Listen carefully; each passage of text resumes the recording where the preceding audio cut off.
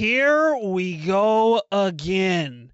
Yet another injury to these Atlanta Hawks, and this time it's to the star player himself, Trae Young. He is officially out for at least 4 weeks with an MCL sprain, and we're going to talk about it, and I'm going to give you guys my thoughts on what this means for the Atlanta Hawks and whether or not they can actually survive this injury from Trae Young. But before we get started on that, I want to tell you guys to hit that subscribe button, like, comment, and share, and tell a friend, and tell a friend, and tell a friend to support my channel.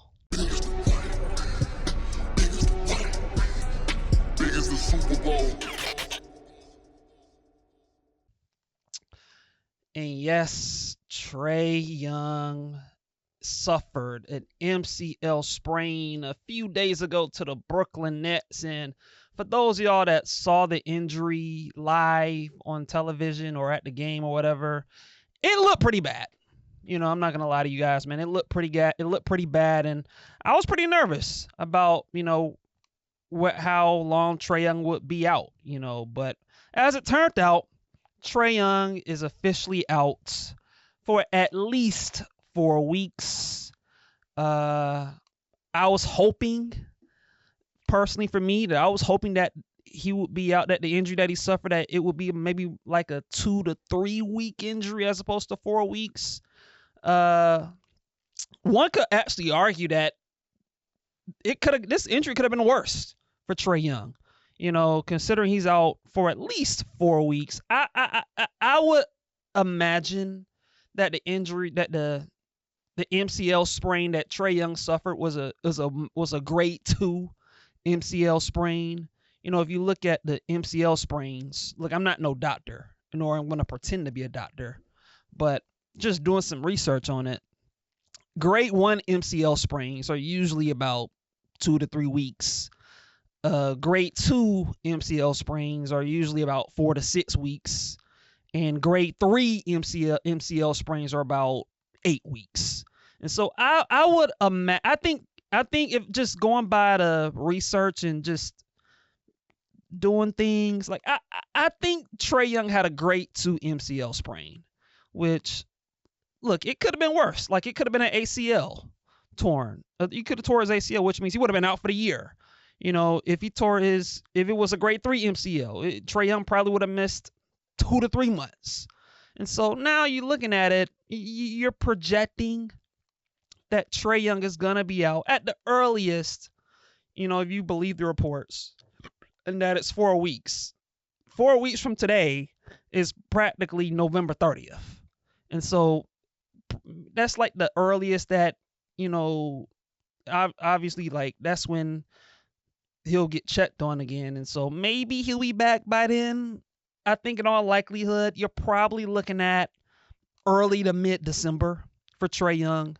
And so he's going to be out for at least until early to mid-December, if we're projecting. And so, and look, man, as an Atlanta Hawk fan, this is pretty frustrating. It's just this, because it feels like every year with this basketball team, it's been injuries. This year it's Trae Young. Last year it was Jalen Johnson. The year before that it was Jalen Johnson, Trae Young, Onyeka Okongwu, DeAndre Hunter. 2022, 2023. That was actually the 1 year the Hawks were actually healthy, but that team underachieved. That team wasn't good. That team made the playoffs and lost in the first round. And I think they went like 40. They were 500. And so that was that team. And then the team before that, I think the 2022 team, John Collins was injured. I think DeAndre Hunter missed some time. And so, even 2020 to 2021, the year the Hawks went to the conference finals, that team had injuries. It was Bogey and DeAndre Hunter. And so it feels like every season, with the exception of one, which was the 2022-2023 year, the Hawks have dealt with some injuries every year. And it feels like this season, disappointingly, is going to be no different. Except that this time it's Trae Young being injured, because the one thing I've always admired about Trae Young is he's always been durable. Like, he's the one guy on the team throughout his career who doesn't actually get injured, right? Like, this is a guy that's been durable for most of his career. Now, he did, like I said, he did have an injury, and he injured his finger in 2023, 2024. And I think by that time, like, I feel like that team, look, I thought that team was no good anyway. Like, I don't think that team was going to go anywhere, and so, but still, I mean, that was the 1 year Trae Young suffered this major injury. And so, and I think he ended up missing 23 games. And ironically, the Hawks went 12-11 that year, and so we'll see. We'll see when it comes to how the Hawks can overcome this Trae Young injury. But with that out of the way, my thoughts on how the Hawks can overcome missing Trae Young is, look, like I said, it's not ideal for Trae Young to be out for 4 to 6 weeks. Like, it's not ideal that he's going to miss around a month, maybe a little over a month. Like, it's not ideal. But I must say, I actually believe for the first time in the Trae Young era, I feel like the Hawks actually have a roster that can win enough games with Trae Young injured. I really believe that way. I really believe that for the simple fact that when you look at this roster, if anything, the Hawks should be an elite defensive team without Trae Young. Assuming that, with Trae Young out, I would imagine that the starting lineup, if there was any indication as to how they looked against the Pacers, and look, I think we kind of saw a glimpse of life without Trae against the Pacers. And look, the Pacers are no good. They're severely injured. They're without 7 guys, and it's basically Pascal Siakam and Aaron Nesmith and a bunch of guys. Like, that's the Pacers, right? And the Hawks were able to beat them soundly. They beat them by 20 points, 128 to 108. But if you look at the starting lineup entering that game, it was Kristaps Porzingis, Jalen Johnson, Zaccharie, Risacher, Dyson Daniels, and Nickeil Alexander-Walker. That's probably going to be your starting 5.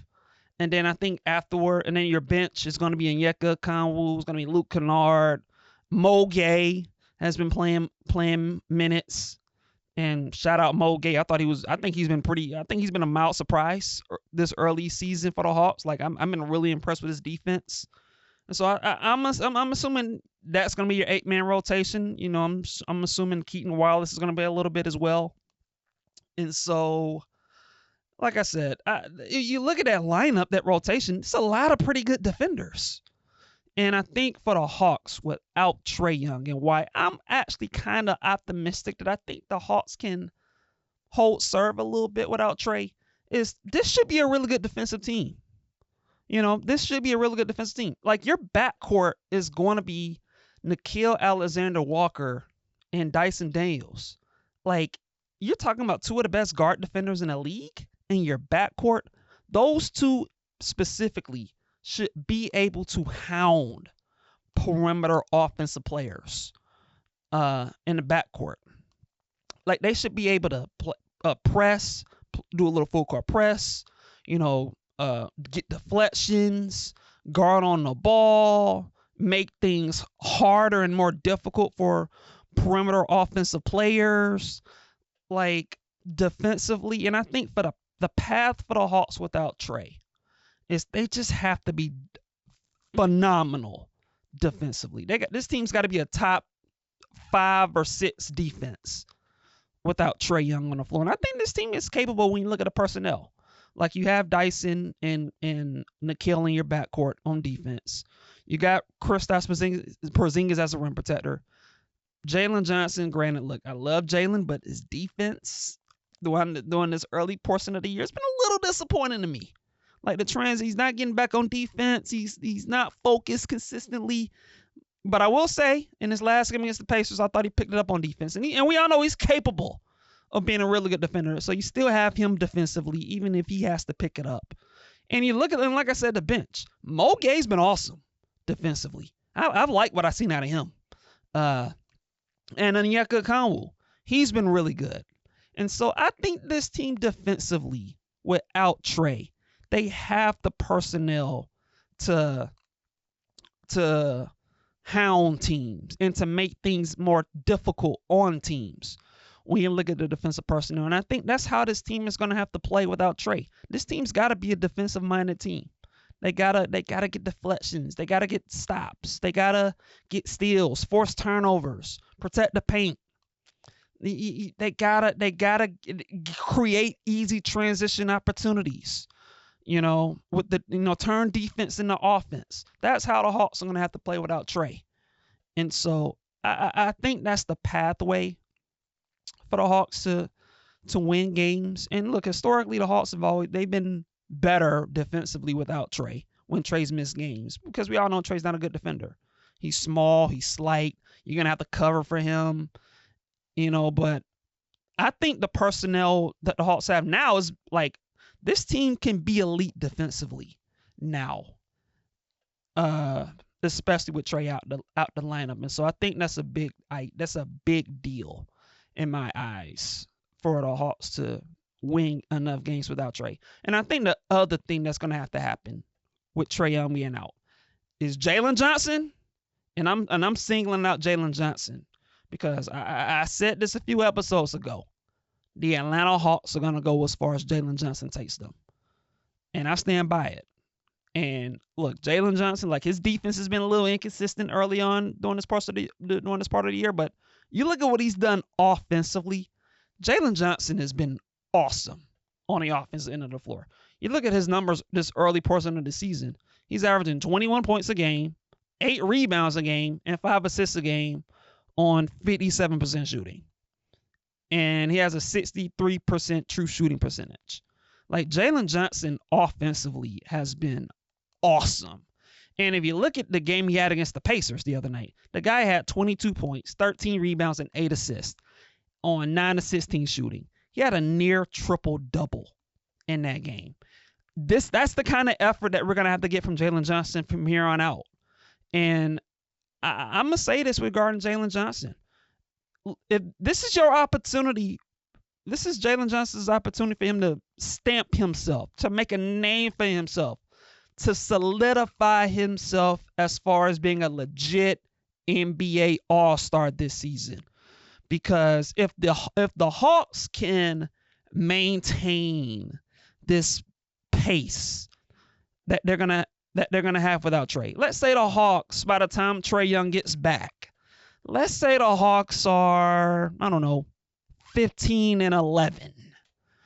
If the Hawks after 26 games are like 15-11, something like that, guess what?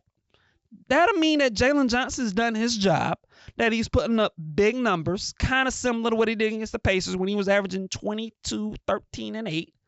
And you know what's going to happen after that? Jalen Johnson's going to be an all-star. If he can maintain this level of play and the Hawks can win enough games without Trae Young. And the Hawks are going to need Jalen Johnson to perform at an elite level. And I think he's capable of it, man. Jalen Johnson is... look, like I said, the defense is going to have to be a little more consistent, but offensively, he's been outstanding to me. Like, the way he's pushing the ball in transition, he's finishing at the basket better. His playmaking is elite. He's scoring in isolation. He's getting the ball in the mid post, and he's getting to the basket. He has that nice fall away jumper that he goes to, and he's and when he's getting in the paint, like he's driving, his driving is just so impressive. He's finishing with his left hand, his right hand. He has nice crafty footwork getting into the paint. He's just playing with a lot of just, I belong here. I'm one of them dudes. Jalen Johnson, man, is playing at a supreme level offensively. He really is. And I look for Jalen Johnson to continue this play without Trae. I think I look for him to really step up and just shoulder the load because the Hawks are going to need him to shoulder the load. And I'm excited to see what Jalen Johnson is going to provide this team without Trae moving forward. Like, this is a huge moment for Jalen Johnson to make a name for himself, to say, you know what, guys, we're without Trae Young, but you know what, we got this because I'm here. I'm the guy. We can make things happen even without Trae. We can win games and we can be a factor in the Eastern Conference without Trae Young because I'm Jalen Johnson and I'm the guy and I'm here. And so I'm looking for Jalen Johnson to make a name for himself without Trae Young. And he's going to have to do it because the Hawks need Jalen Johnson to produce at a high level. And so I think Jalen Johnson is going to be key. And also, man, Nickeil Alexander-Walker. Like, shout out Nickeil Alexander-Walker for what he's done during this early portion of the year. He had a really shaky first game against the Raptors when the Hawks, I don't know what the Hawks were looking like, man. I ain't gonna get into that opening game against the Raptors. But since that game, when Nickeil was 2 for 15 shooting from the field in that game, he's been awesome. I've been really pleased with what I've seen out of Nickeil Alexander-Walker. Like, the contract, the 4-year, $60 million contract that the Hawks gave him in free agency, I'm here to tell you, Nickeil Alexander-Walker is worth that and then some. Heck, I'll even go as far as saying this. Nickeil Alexander-Walker might be underpaid based on how he's been looking for the Hawks this season. Like, he's a $15 million player playing like a guy that should be worth $25 to $30 million.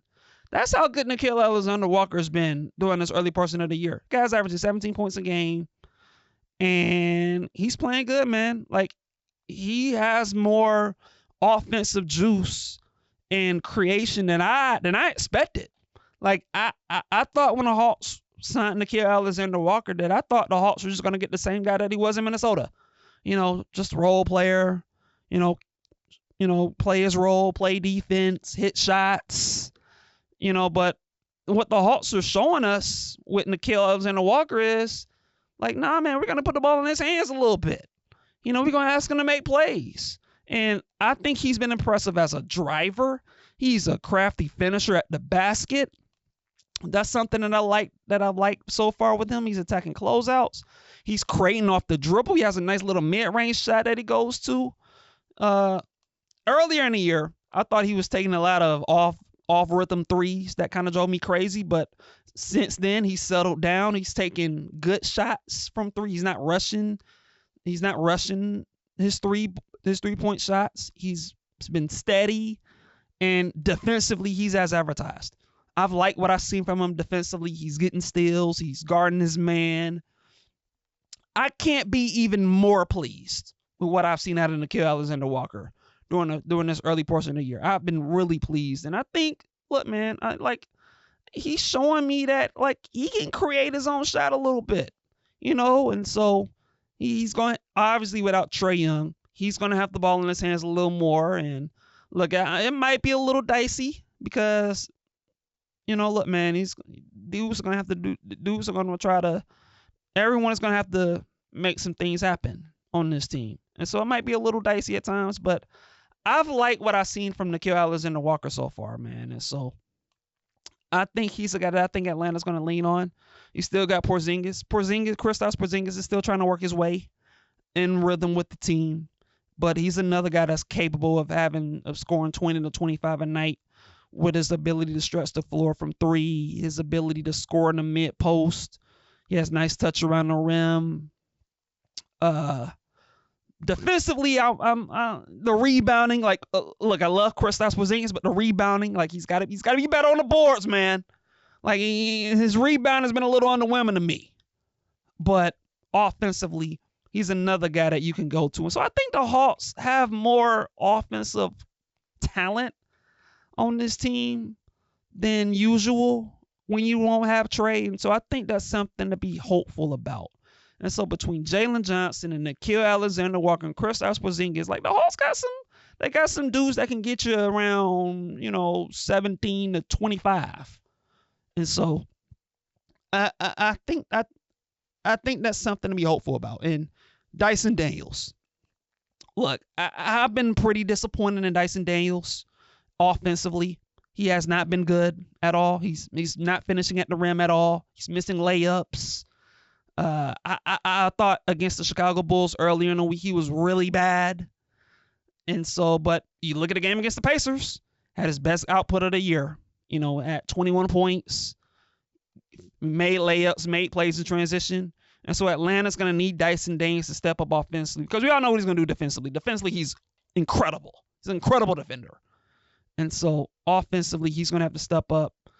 Zaccharie, Risacher, another guy's kind of been a little uneven at the start of the year, but I thought against the Pacers, he kind of showed some life. He finished the game with 13 points.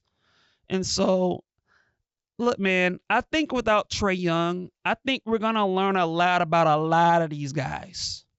I think we're going to learn a lot about Jalen Johnson. I think we're going to learn a lot about Zaccharie Risacher. We're going to learn a lot about Dyson Daniels and Nickeil Alexander-Walker.